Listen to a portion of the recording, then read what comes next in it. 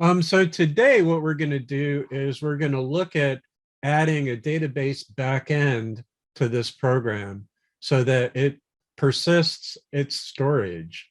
Or in other words, any changes that I make are not going to go away the next time I start the program up. And to make this a little bit more interesting, because we did some database work in 133Y, we were just doing select statements in 133Y. But here, what we're going to do is we're going to use a popular so-called NoSQL database called MongoDB.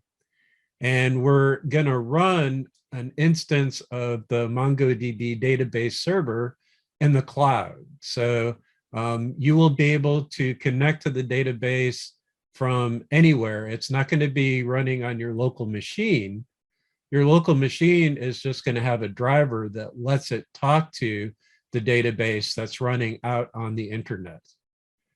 And we're going to use a system called Atlas, or sometimes Cloud Atlas, which is kind of a pun, which basically is a hosting solution for MongoDB. So MongoDB is a database, and then Atlas is infrastructure for running instances of MongoDB out on the cloud.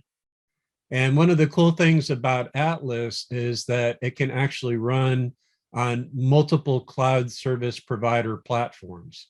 So under one roof, under Atlas, you can configure a cloud-based MongoDB database that's running on Amazon Web Services or Google Cloud or Microsoft Azure, which are all major cloud service providers. And then you'll see that there's some interesting differences between a NoSQL database and what we learned about or are learning about in CIS 275. So if you've worked with SQL Server, then you'll know that data in SQL Server is stored in tables. And a table is just like a spreadsheet with some additional restrictions on it in terms of the kind of data that you can put in each cell. But the bottom line is that the data is organized into rows and columns, and each row in a table has the same columns associated with it. And this is highly structured in that in order to take an arbitrary problem and make it fit into the relational database model, there's a number of steps that we have to go through in order to decide exactly what our tables need to be and exactly what our columns are in each table. MongoDB is what's called a document-oriented NoSQL database. It turns out there's a bunch of different flavors of NoSQL. So let me say what NoSQL is first. NoSQL is a marketing term. So sort of the key technology in the database market where most of the dollars are being spent, historically and probably still, most database money was spent on relational databases like Microsoft SQL Server, Oracle, Postgres, and maybe half a dozen other really big players in the market. And then like probably 100 or so smaller database software providers, most of which were relational. So historically, all of the money has been spent on sort of relational table-based, with SQL as a structured query language that's sort of English-like, but not really, that you use to retrieve stuff from the database or actually to alter the structure of the database itself. And then basically anything that doesn't fit into that model, where data is organized into tables, and you use SQL in order to retrieve data from the database or to do other things with it. Anything that doesn't really fit that model sort of got the label NoSQL. But NoSQL databases, so-called, have been around since at least the 80s. And actually, some of the first databases were NoSQL databases. So if you ever heard of something called Lotus Notes, for example, that was originally created by a company called Lotus, and that later got bought out by IBM. So it became IBM Lotus Notes. And then it sort of morphed at some point into something called CouchDB, and it's still around as CouchDB. That is an example of a NoSQL database before the term NoSQL was invented. So CouchDB Lotus Notes is oriented around the idea of storing individual documents, and I put quotes around document because document is kind of a funny term for it, but basically it's a big wad of stuff that you store as a single thing in the database. Now, in Lotus Notes, that big wad of stuff was basically XML.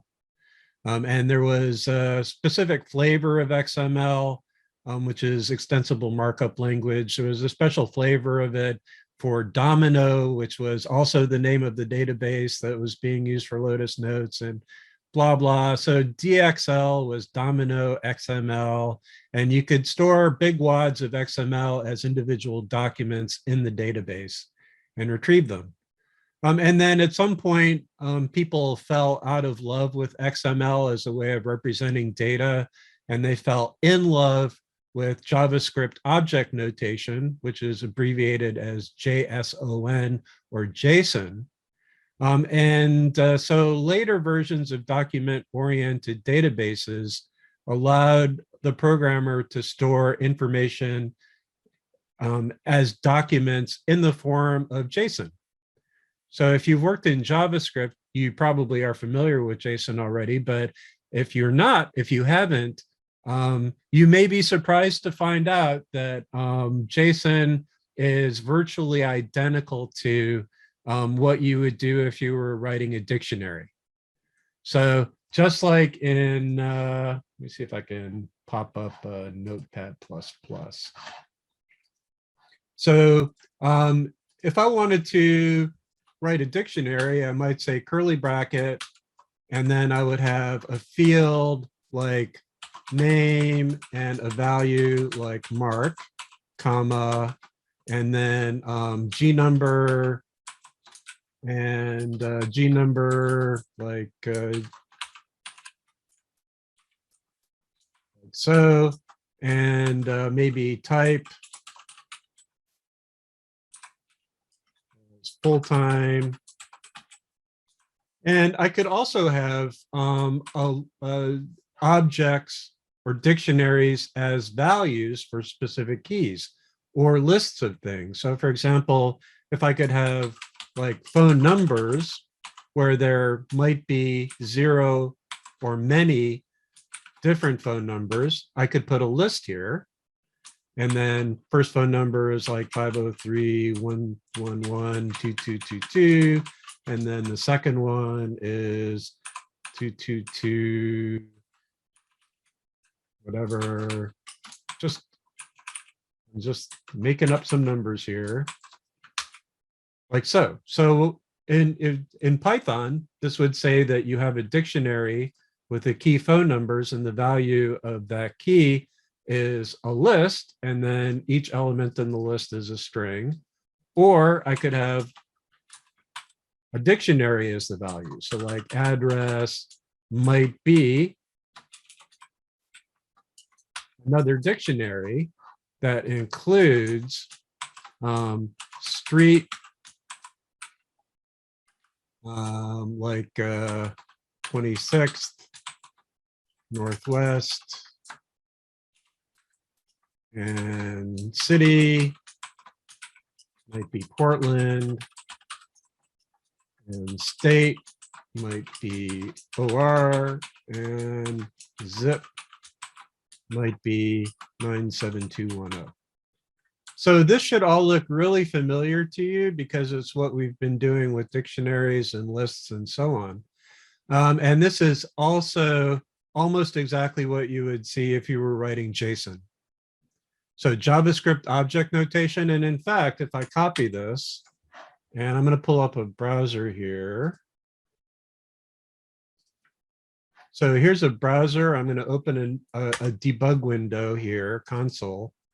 And if I say val equal and then paste, and I paste my Python dictionary in here, I actually get a JavaScript object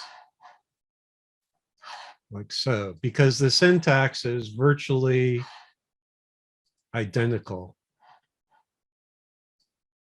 So basically anything that you can put in a dictionary can be stored in a MongoDB database. MongoDB will let us put individual documents like this into the database, and then we can also retrieve them, either all of them, or we can write a query to pull them out. And we'll see that in a little while.